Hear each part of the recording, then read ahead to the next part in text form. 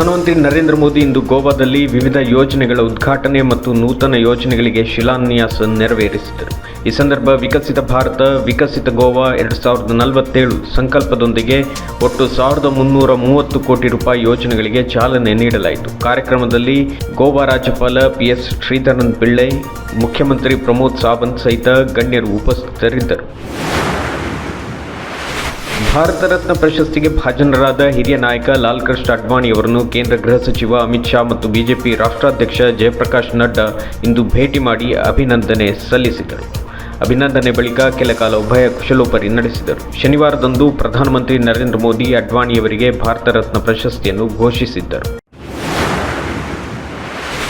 ಉತ್ತರಾಖಂಡ ಮುಖ್ಯಮಂತ್ರಿ ಪುಷ್ಕರ್ ಸಿಂಗ್ ಧಾಮಿ ಇಂದು ವಿಧಾನಸಭೆಯಲ್ಲಿ ಏಕರೂಪ ನಾಗರಿಕ ಸಂಹಿತೆಯ ಕರಡನ್ನು ಮಂಡಿಸಿದರು. ಈ ಸಂದರ್ಭ ವಿಧಾನಸಭಾ ಸದಸ್ಯರು ವಂದೇ ಮಾತರಂ ಮತ್ತು ಜೈ ಶ್ರೀರಾಮ್ ಘೋಷಣೆಗಳನ್ನು ಮೊಳಗಿಸಿದರು. ನಂತರ ಮಸೂದೆಯನ್ನು ಚರ್ಚೆಗೆ ಒಳಪಡಿಸಲಾಯಿತು. ಈ ಸಂದರ್ಭ ಪ್ರತಿಪಕ್ಷ ನಾಯಕ ಯಶ್ಪಾಲ್ ಆರ್ಯ ತಮಗೆ UCC ಕರಡನ್ನು ಓದಲು ಮತ್ತು ಅರ್ಥೈಸಲು ಕೆಲ ಸಮಯದ ಅವಶ್ಯಕತೆ ಇದೆ ಎಂದರು. ಈ ಸಂದರ್ಭ ಮಧ್ಯಪ್ರವೇಶಿಸಿದ ಸ್ಪೀಕರ್ ರಿತು ಖಂಡೂರಿ, ಅವಶ್ಯ ಬಿದ್ದರೆ UCC ಬಗ್ಗೆ ಚರ್ಚೆಗೆ ಹೆಚ್ಚಿನ ಸಮಯವನ್ನು ಮೀಸಲಿಡಲಾಗುವುದು ಎಂದರು.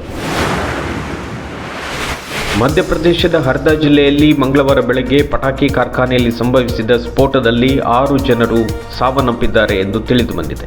ಘಟನೆಯಲ್ಲಿ 59ಕ್ಕೂ ಹೆಚ್ಚು ಮಂದಿ ಗಾಯಗೊಂಡಿದ್ದಾರೆ ಎಂದು ಹರ್ದಾ ಕಲೆಕ್ಟರ್ ರಿಷಿ ಗಾರ್ಗ್ ದೃಢಪಡಿಸಿದ್ದಾರೆ. ಗಾಯಾಳುಗಳು ಜಿಲ್ಲಾ ಆಸ್ಪತ್ರೆಯಲ್ಲಿ ಚಿಕಿತ್ಸೆ ಪಡೆಯುತ್ತಿದ್ದಾರೆ ಮತ್ತು ಗಂಭೀರವಾಗಿ ಗಾಯಗೊಂಡ ರೋಗಿಗಳನ್ನು ಭೋಪಾಲ್ ಮತ್ತು ಇಂದೋರ್ಗೆ ಸ್ಥಳಾಂತರಿಸಲಾಗುತ್ತದೆ ಎಂದು ತಿಳಿಸಿದ್ದಾರೆ.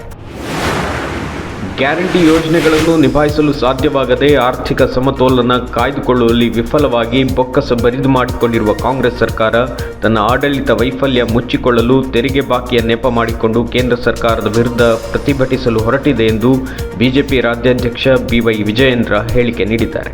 ಈ ಸಂದರ್ಭ ತಮ್ಮ ಎಕ್ಸ್ ಖಾತೆಯಲ್ಲಿ ಪೋಸ್ಟ್ ಮಾಡಿರುವ ಅವರು, ಸುಳ್ಳು ಮಾಹಿತಿ ನೀಡಿ ಜನರ ದಿಕ್ಕು ತಪ್ಪಿಸುವುದು ಕೂಡ ವಂಚನೆಯ ಇನ್ನೊಂದು ಮುಖವಾಗಿದೆ. ಬಿಜೆಪಿ ಇದನ್ನು ಗಂಭೀರವಾಗಿ ಪರಿಗಣಿಸಲಿದೆ. ಕಾಂಗ್ರೆಸ್ ಸರ್ಕಾರದ ಬಂಡವಾಳ ಸಾಕ್ಷಿ ಸಮೇತ ಬಯಲಿಗೆಳೆಯಲಿದೆ ಎಂದು ಹೇಳಿದರು.